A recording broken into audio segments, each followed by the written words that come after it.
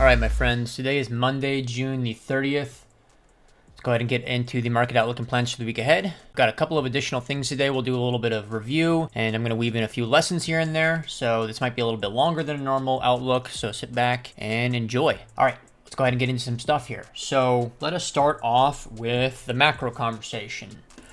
Okay, for the macro conversation, there is not any overly dramatic changes, right? Still running off of the core plan. Equities have been incredibly strong, making all-time highs, right? And that is one of the things that has been changing my stance a little bit about positioning. So I'll talk about that in more detail here, but yo guys, hit that like and subscribe button for me. Appreciate it. You know, the conversation around the summertime plan, summertime chop, summertime pain, blah, blah, blah, right? I don't think it really matters whether that plan plays out or not, right? The reason why I teach those things and why I mention them to you all the time is because they can save you, right, from losing money, potentially, if they do play out. So you keep them in the back of your mind, but they don't really matter that much. And here's how I'm going to translate that lesson over.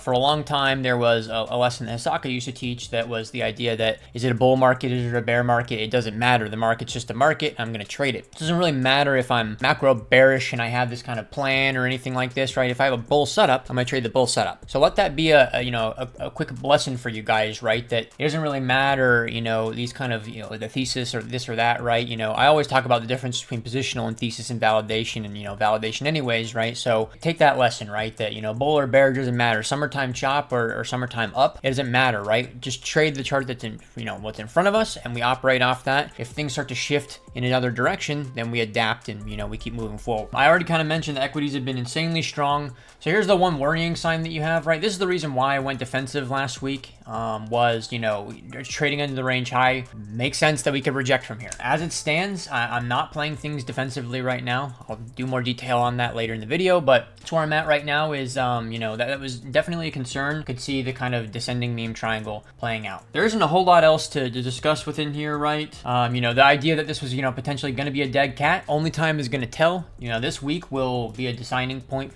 clear deciding point for us. If we end up trading up this week, then, this is not going to be a valid argument anymore, and we end up trading towards like 115 if that's the case. All right, that's probably a good segue for us to move over into a little bit of medium time frame. And I wanted to start with this one first. This is the plan that I shared with you guys last week, which was basically, I was wanting to be more defensive because I was worried about us rejecting the range high, coming back to the high volume node.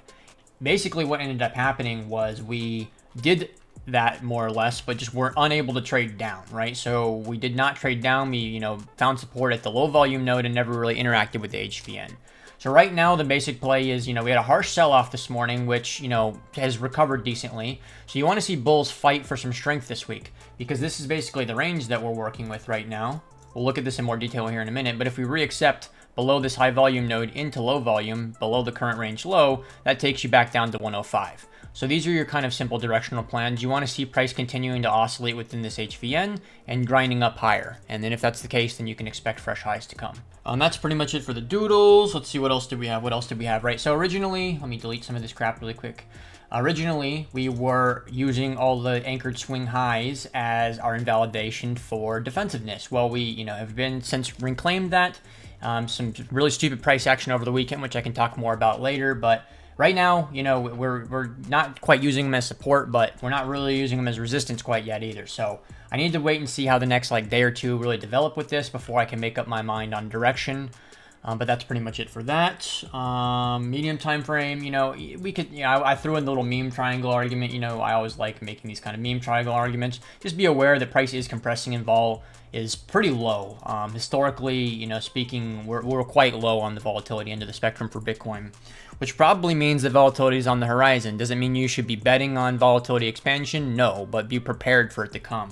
So that is more or less going to be it, right? For level standpoint, you're building out a range between 108 and 106, basically. So those are your local support and resistance, right? Pretty straightforward shit. We'll just do a little bit of light altcoin talk. Always respecting, keeping an eye on the S&P because it's really strong. Most of the altcoins I don't have really any interest in. What I will say is Hype still looks good to me. I don't have anything super negative to say about Hype. Turn the VWAPs on. Hype looks good. I don't really like the way that, Fartcoin doesn't look bad by any means. I do have a little bit of Fartcoin, but it's just a really small bag these days because I sold so much of it off. I can't talk shit on this chart because it probably will just go up.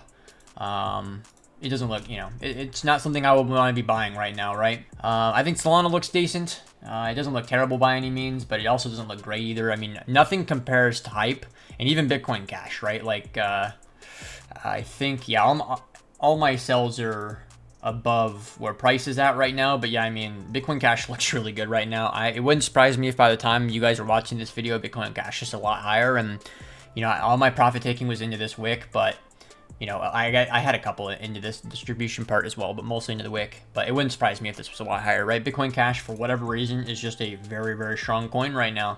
So pay respects to the strong coins. So that's pretty much it. One of the closing talking points for alts today is going to be that I'm very disinterested in alts in general. I've been driving this point home, but I'm mostly waiting for Bitcoin to do a substantial leg up towards 120, 130K before I'm going to even really consider any new spot alt accumulation.